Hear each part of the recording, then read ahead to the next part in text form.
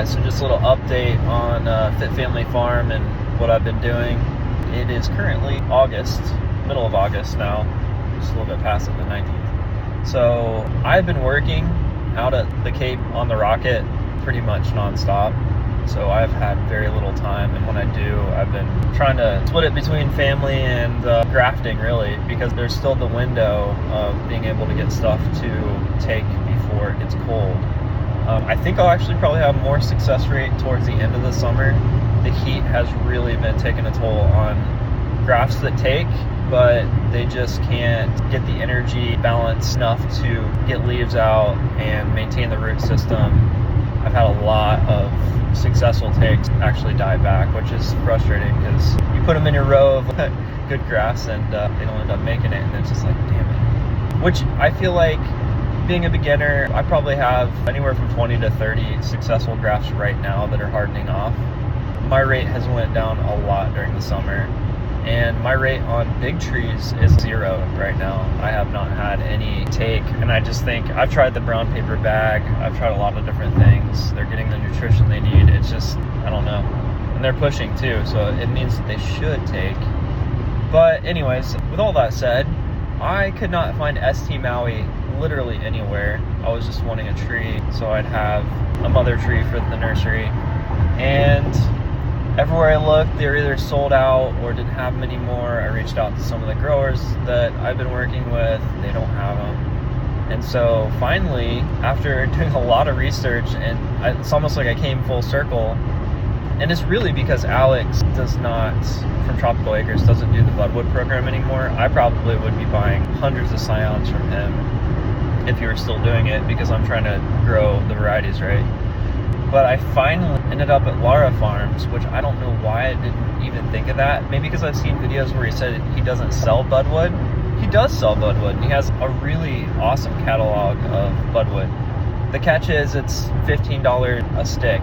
It's a lot, but what I will say is I ordered 4 total scions, which was $60-something, and they got here, so I'm only 3 hours north, but they got here within 30 hours of me ordering or something like that, maybe 36 hours of me ordering, and they arrived there perfect. They weren't pushing as much as I'd like, but I think they'll be fine. They looked good. A little dirty, because I think they're actually out there in the orchard or grove, whatever you want to call it. So I had to clean them up a little bit, wrapped them. They don't come in buddy tape, so you have to do that yourself. But he sent me, well, I should say he, whoever did it, and I hope I'm not getting them in trouble by saying this, and I don't have enough social media to really have any influence, but they sent me 5 apiece. So I ordered 4, and I ended up with a total of 10, which is, for someone who's not that good at grafting, I know at least one of those is going to take, and if not, it's because it's 100 degrees here, and I will try again until I get ST Maui, because it's one that I feel like needs a place from someone who's actually trying to propagate a bunch of different mangoes.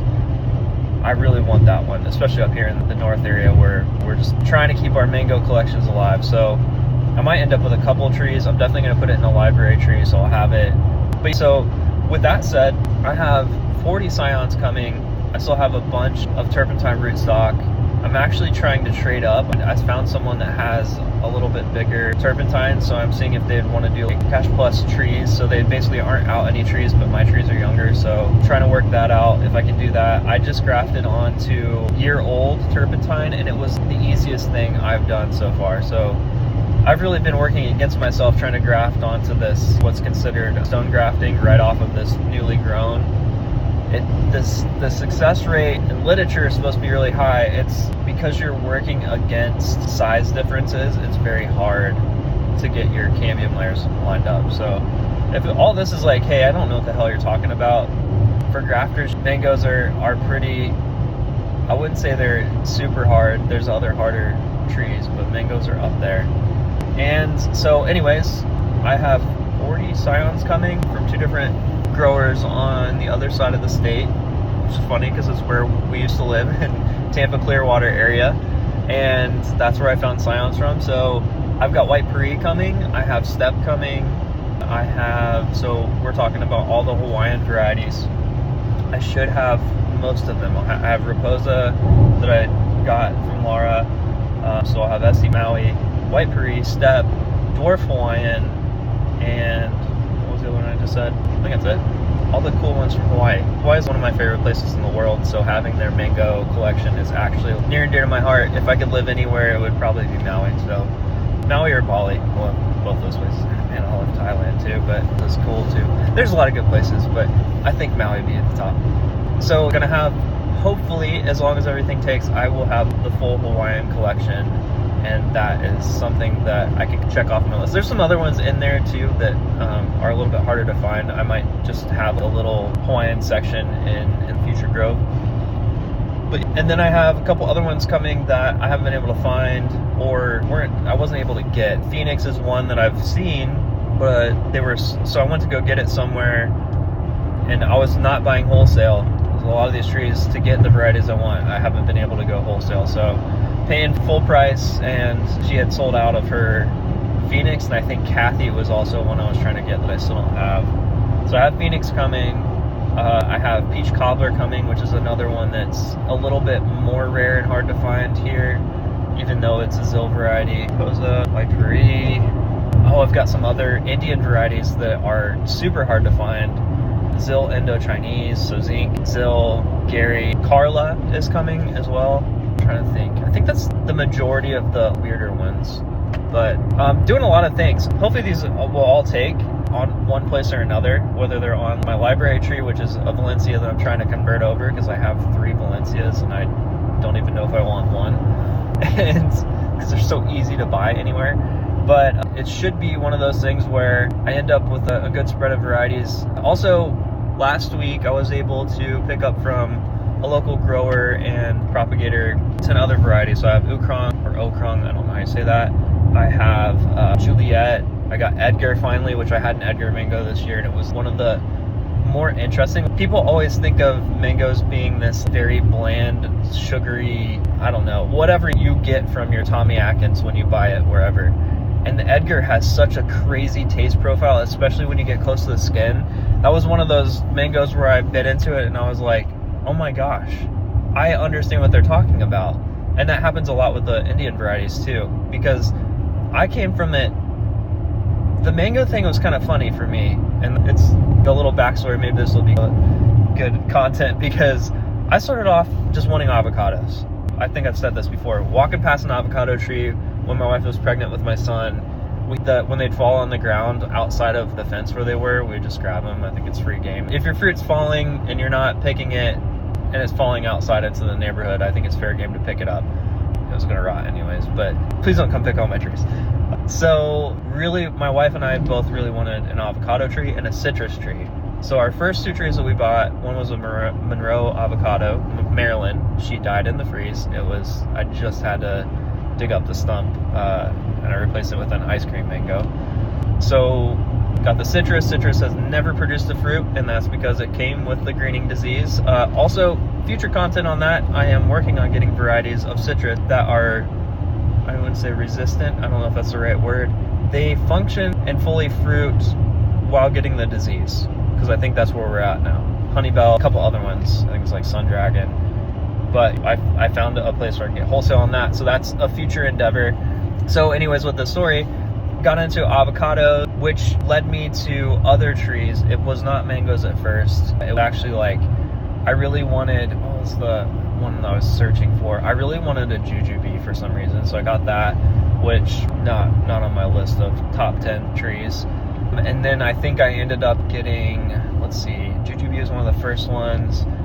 I ended up getting a star fruit at some point. Oh, Sapodilla. Sapodilla was one of those ones that I really wanted too. So the first trees I got were Sapodilla. We ended up picking up a mulberry stick, just a teeny tiny little, it was a $5 tree at a sale. And that thing is huge. That's the one I pruned in the videos. And that led me eventually to, hey, I wonder what mangoes do here. And so it was 10 or 15 trees deep. And I had been watching a ton of content from Paul from Fruitful Trees, and he'd been talking, I think I was actually looking at maybe something he did on avocados, and it led me to the mangoes. And I was like, man, a lot of people in Florida are interested in mangoes, and I've never really even cared about them. So all that to be said, I wasn't a mango snob. I was just like, cool, man, we can grow mangoes here. and ended up finding out that I really love to grow mangoes. I feel like they're one of those trees that we are in this rare pocket of the world where we can grow them, but also in a rare pocket of the world where we're sometimes feeling more like a temperate area. We can grow persimmons here and we get enough cold. We can grow peaches and pears and some apples. So we're right on the cusp of maybe too cold. That's why we lost all of our trees last year.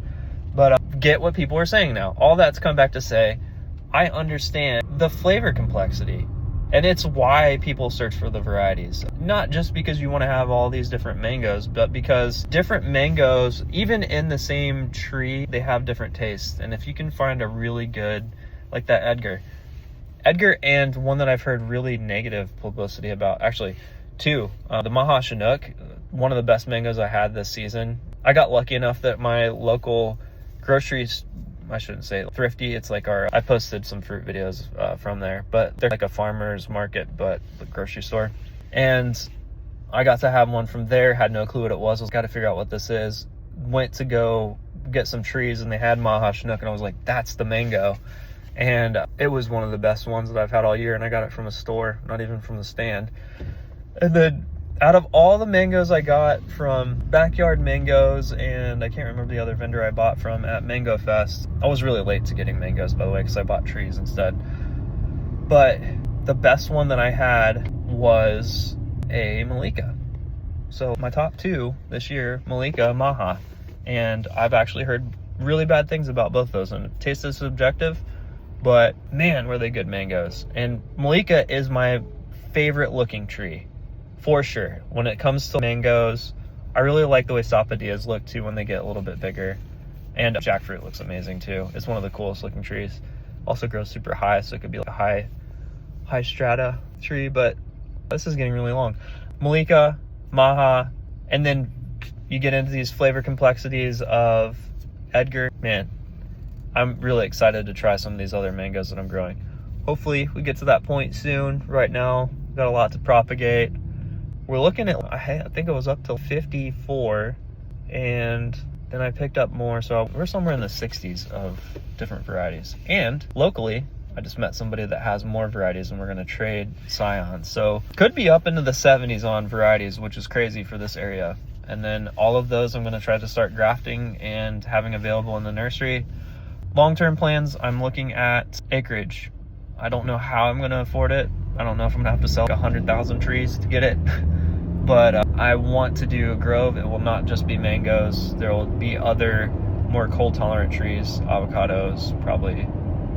White sapote is something I don't see a lot of, so probably some white sapote. Gotta look at the production numbers. Definitely bananas because they grow fast enough, papayas, all that fun stuff. But probably some unique stuff for this area.